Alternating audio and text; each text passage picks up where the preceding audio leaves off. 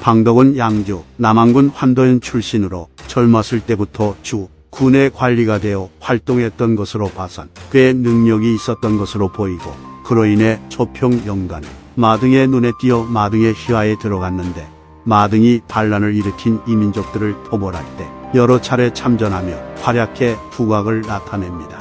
건한 영간에 조조와 원소의 아들인 원상 등이 전쟁을 치르게 되었고, 원상은 조조와 맞서며 곽원이라는 장수를 하동군으로 파견해 조조의 배후를 공격하게 하였는데, 당시 곽원의 군대는 그곳을 수비하던 조조군 장수들이 모두 퇴각해야 한다고 말할 정도로 그 세력과 기세가 대단하였다고 합니다.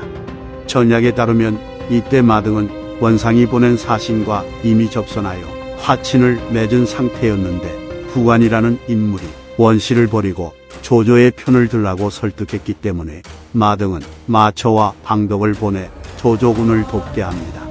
이 전투에서 방덕은 군의 선봉이 되어 나아가 곽원의 군대와 격돌했는데, 적장인 곽원의 목을 직접 벨 정도로 엄청난 활약을 합니다. 위략에 따르면 방덕은 상대가 곽원이라는 것을 알지 못하고 목을 베고는 활통에 그 수금을 넣었는데, 나중에 전투가 끝난 후에야 적장의 목이라는 것을 알게 되었다고 합니다. 이후에도 방덕은 항상 전투에 나설 때마다 적진에 돌격하여 적군을 격퇴하는 위용을 보여주었고, 그 무용이 마등군 내에서 첫째 같다고 합니다. 마등은 조조의 지속적인 회유와 압박에 넘어가 조정의 신하로 들어가게 되었고, 양주를 떠나며 장남인 마초에게 양주를 맡겼는데, 이때 방덕은 마등을 따라가지 않고 양주에 남아 마초를 섬깁니다.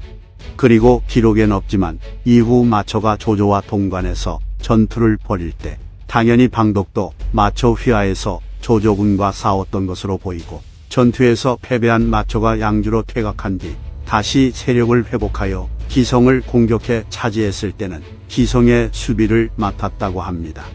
하지만 결국 마초는 조조군을 이기지 못하고 한중의 장로에게 몸을 의탁하러 도망쳤고, 이에 방덕도 마초를 따라 한중으로 갑니다. 이처럼 방덕은 마초를 따라다니며 엄청 고생을 했는데, 또다시 마초는 한중을 떠나 성도의 유장을 공격하고 있던 유비에게 가버립니다. 당시 마초는 자신의 아들을 놔두고 갈 정도로 은밀하고 신속하게 한중을 떠났기 때문에 아마 방덕은 마초가 떠난다는 사실을 알지 못했거나 어떠한 이유로 인해 마초를 따라가지 못했던 것으로 보입니다. 그래서 방덕은 한중에 우두콘이 남아 있었는데, 그 사이에 조조가 한중을 점령해버렸기에 방덕은 조조에게 항복해버립니다.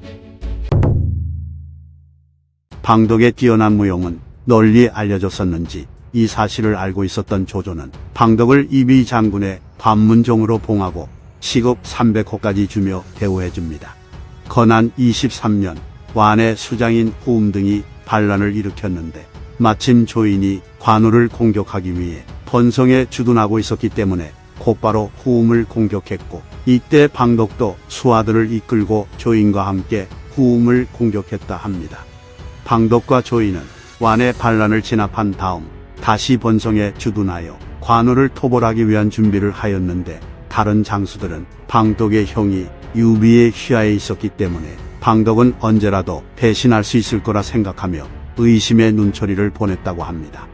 이에 방덕은 나는 국운을 입은 몸이기에 죽음으로 의를 지킬 것이요, 그리고 직접 선봉에 서서 관우를 공격할 생각을 가지고 있으니 만약 내가 올해 안에 관우를 죽이지 못한다면 관우의 손에 죽임을 당하겠소 라고 말했다 합니다. 방덕은 군을 이끌고 관우의 군대와 전투를 벌였는데, 직접 화살을 쏴 관우의 이마에 적중시켰고, 이 무렵 방덕은 백마를 타고 다니며 관우의 군대를 공격하였기에 관우의 군중에서는 그를 백마장군이라 부르며 두려워했다고 합니다. 게다가 명장 우금이 정예병을 이끌고 지원을 왔기에 전세는 위나라 쪽으로 기우는 듯 했으나, 갑자기 폭우에 가까운 비가 10여일 동안 쏟아지기 시작했고, 이로 인해 한수가 범람하여 번성 주변의 평지가 수몰되는 사태가 벌어집니다. 이에 방덕 등의 장수들은 제방에 올라 물을 피했는데, 이 기회를 놓치지 않은 관우가 수군을 이끌고 총공격을 감행해 옵니다. 관우는 큰 배를 타고 진격해 오며 위나라 군대가 있는 제방을 향해 수많은 화살을 쏘아댔으나 방덕은 기죽지 않고 직접 갑주를 몸에 두르고 활을 잡은 뒤 화살을 쏘며 반격을 했는데 빗나가는 화살이 없었다고 합니다. 그러나 이미 전세는 기울어 우음을 포함한 많은 사람들이 항복하기 시작했고 방덕 휘하에 있던 장군 동룡, 부곡장 동초 등도 항복을 시도합니다. 하지만 방덕은 항복하려는 자들을 잡아 죽이며 끝까지 전투에 임했는데 전투는 일출시부터 정오가 지날 때까지 계속되었으나 시간이 지날수록 관우군의 공격은 점점 더 격렬해졌다고 합니다. 그로 인해 지휘관인 방덕이 직접 도검을 쥐고 백병전을 벌이는 상황까지 갔고 방덕은 곁에 있던 독장 송하에게 내가 듣기로 양장은 죽음이 두렵다고 해서 도망치지 않고 열사는 절개가 꺾이면서까지 살기를 바라지 않는다고 한다. 그러니 오늘이 내 제삿날이다 라고 말했다 합니다. 결국 방덕은 수하 몇 명만을 거느리고 작은 배에 올라 조인이 있는 본성으로 돌아가려 하였으나 물결에 배가 뒤집혀 물에 빠졌고 마침내 관우군에게 사로잡히게 됩니다. 방덕은 포로가 되었으나 당당히 서 있었는데 관우가 찾아와 경의 형은 한중에 있어. 나는 경을 장수로 삼으려 했었는데 어찌 빨리 항복하지 않았소? 라고 말합니다. 이에 방덕이 관우에게 말하길 고마야 어찌 항복 따위를 논하느냐. 위왕께선 정예군 100만을 거느리고 있으며 위위를 천하에 떨치고 계신다. 유비 따위는 범죄에 지나지 않으니 어찌 대적할 수 있겠느냐. 나는 나라를 위해 귀신이 될 생각이다. 적의 장수 따위는 되지 않을 것이다. 라고 질책했다 합니다. 방덕의 말이 끝나자 관우는 방덕을 회유할 수 없음을 알고는 그대로 처형하였고 이 소식을 들은 조조는 슬퍼하며 방덕을 위해 눈물을 흘리고는 그의 두 아들을 열후에 봉했다고 합니다.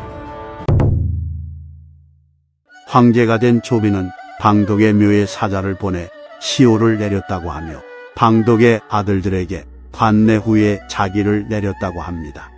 방덕의 아들인 방해는 그 용맹함이 방덕의 복음 같다고 하며 촉기에 따르면 방해는 종회, 등해를 따라 촉정벌전에 참전했고 총나라가 점령되자 아버지의 복수를 위해 관우의 가문을 멸족시켰다고 합니다. 이상 삼국지 인물일전 방덕편 마치겠습니다. 재미있게 보셨다면 좋아요와 구독, 알림 설정 부탁드립니다. 감사합니다.